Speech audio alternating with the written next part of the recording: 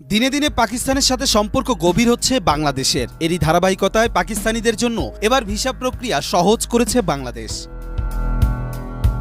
পাকিস্তানি নাগরিকরা ভিসার জন্য আবেদন করলে নিরাপত্তার ছাড়পত্রের যে প্রয়োজনীয়তা ছিল তা এবার তুলে দিয়েছে বাংলাদেশের অন্তর্বর্তী সরকার। এতে এখন থেকে পাকিস্তানিদের জন্য বাংলাদেশি ভিসার প্রক্রিয়া আরও সহজ হলো।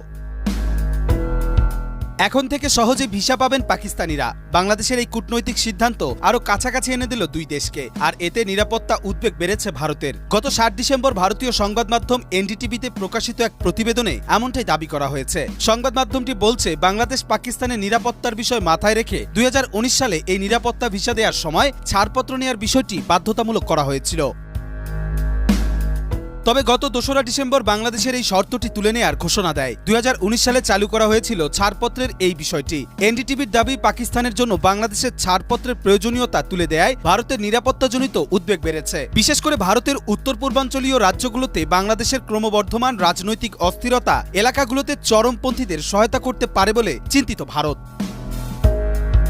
অন্যদিকে ১১ জানুয়ারি পাকিস্তানি সংবাদ মাধ্যম ডনের প্রতিবেদনে বলা হয়েছে, পাকিস্তানের লাহোরে চেম্বার অব কমার্স অ্যান্ড ইন্ডাস্ট্রিতে ব্যবসায়ীদের সঙ্গে আলাপচারিতায় এ তথ্য জানান পাকিস্তানে বাংলাদেশের হাই কমিশনার ইকবাল হোসাইন। তিনি বলেন, বাংলাদেশ ও পাকিস্তানের মধ্যে বাণিজ্য ও বিনিয়োগ সম্পর্ক উন্নত করার লক্ষ্যে এই পদক্ষেপ নেওয়া হয়েছে।